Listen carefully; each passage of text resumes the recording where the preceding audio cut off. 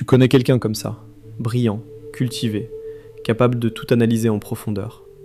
Quelqu'un qui comprend le monde mieux que la plupart des gens. Et pourtant, cette personne n'est pas heureuse. Peut-être que cette personne, c'est toi. Des chercheurs ont posé une question simple à des milliers de personnes. Est-ce que les gens les plus intelligents sont les plus heureux ?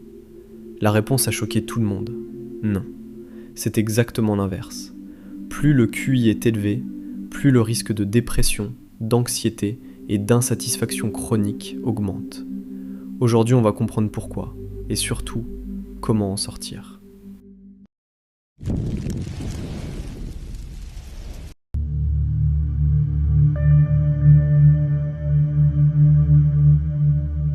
Le problème de trop voir. Les animaux ne souffrent pas de leurs conditions. Un chien ne se réveille pas à 3h du matin en pensant « Est-ce que ma vie a vraiment un sens ?» Mais toi, oui. Aristote l'avait déjà dit il y a 2400 ans. La conscience est le prix de l'intelligence. Plus tu es capable de réfléchir, plus tu vois les problèmes que les autres ne voient pas. Tu vois l'injustice du monde quand les autres profitent sans y penser. Tu vois la fragilité des relations quand les autres s'y abandonnent naïvement. Tu vois la mort, la vraie, quand les autres font comme si elle n'existait pas. Les philosophes appellent ça l'hypervigilance cognitive. Ton cerveau ne s'arrête jamais. Il analyse, il anticipe, il problématise. Même quand tu n'as rien à résoudre, il cherche quelque chose à résoudre. Et cette capacité qui fait ta force dans le travail et dans la vie devient une prison quand elle se retourne contre toi. Les stoïciens avaient un mot pour ça, la rumination. Marcus Aurelius lui-même l'a écrit dans ses Pensées. Aie soin de ne pas te tourmenter par des représentations anticipées. Contente-toi du présent. L'intelligence sans discipline de l'esprit ne libère pas, elle enchaîne.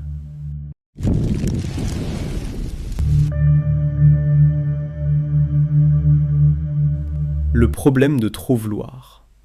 Il y a une formule simple que les psychologues utilisent. Bonheur égale réalité divisé par attente. Plus tes attentes sont élevées, plus ton bonheur potentiel s'effondre. Et les gens intelligents ont une tendance naturelle à avoir des attentes démesurées. Pourquoi ? Parce qu'ils voient ce que les choses pourraient être. Ils imaginent le meilleur scénario possible. Ils projettent, ils idéalisent, ils construisent des versions parfaites de leur vie dans leur tête. Et quand la réalité arrive, imparfaite, chaotique, décevante, l'écart est insupportable. Le philosophe Arthur Schopenhauer appelait ça la loi du désir perpétuel. L'homme oscille comme un pendule entre la douleur et l'ennui. Quand il obtient ce qu'il voulait, il s'ennuie. Quand il ne l'a pas, il souffre. Les gens moins réflexifs acceptent la réalité telle qu'elle est. Les gens intelligents, eux, ne peuvent pas s'empêcher de la comparer à ce qu'elle aurait pu être. C'est ce qu'on appelle le paradoxe du choix amplifié.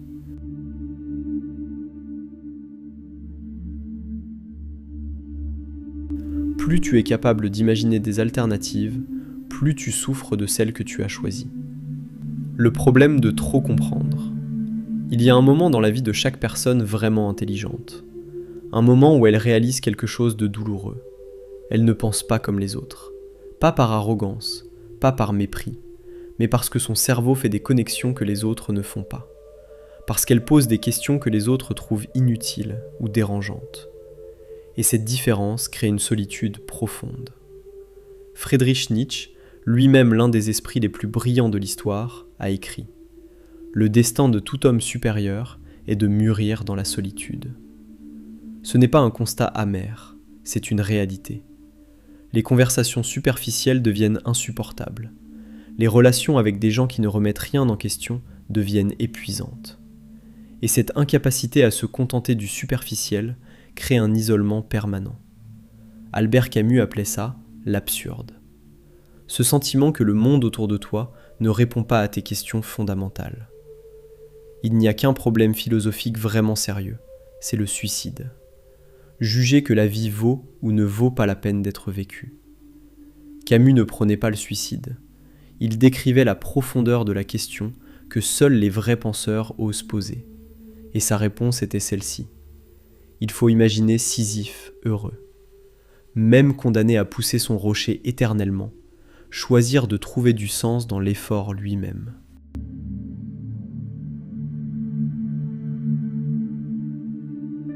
de problème de trop analyser. Les psychologues ont un nom pour ça, analysis paralysis. Plus tu es capable d'analyser une situation en profondeur, plus tu vois les risques. Plus tu vois les risques, moins tu agis. Moins tu agis, moins tu vis. L'intelligence peut devenir l'ennemi de l'action. Épictète, l'esclave stoïcien, avait compris quelque chose de fondamental. Ce n'est pas ce qui nous arrive qui nous fait souffrir, c'est l'idée que l'on s'en fait. Un esprit trop actif fabrique des souffrances que la réalité n'a pas encore produites. Il anticipe la trahison avant qu'elle existe. Il construit l'échec dans sa tête avant d'avoir essayé. Il analyse la mort d'une relation avant même qu'elle soit née. Et pendant ce temps, la vie passe.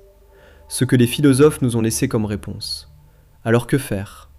La réponse n'est pas de devenir moins intelligent, c'est d'apprendre à diriger son intelligence. Les plus grands philosophes de l'histoire ont tous trouvé une réponse différente. Et ensemble, elles forment une carte pour sortir de ce piège. La réponse stoïcienne. Distinguer ce qui dépend de toi.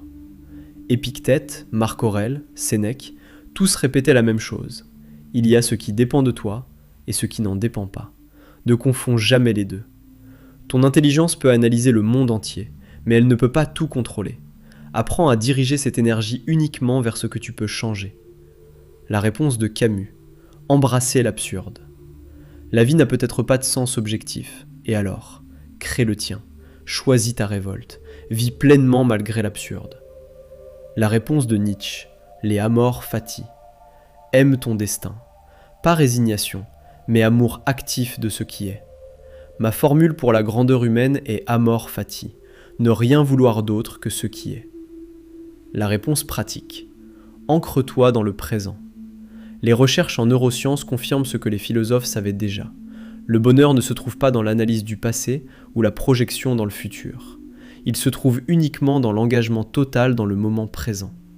Pas la méditation New Age, pas les affirmations positives, juste être complètement là où tu es, en train de faire ce que tu fais. Mais comme tous les dons, elle peut être une malédiction si elle n'est pas maîtrisée. Les gens intelligents souffrent parce qu'ils voient trop, parce qu'ils veulent trop, parce qu'ils pensent trop. Mais cette même intelligence, dirigée correctement, peut devenir ta plus grande force. Socrate le savait, Épictète le vivait, Nietzsche l'a écrit, Camus l'a incarné. L'objectif n'est pas d'être moins intelligent, c'est d'être intelligemment heureux. Et ça s'apprend. Si cette vidéo t'a parlé, abonne-toi. Chaque semaine, nous osons dire une vérité à travers nos vidéos. Partage-la à ceux qui en ont besoin et suivez la lucidité brute.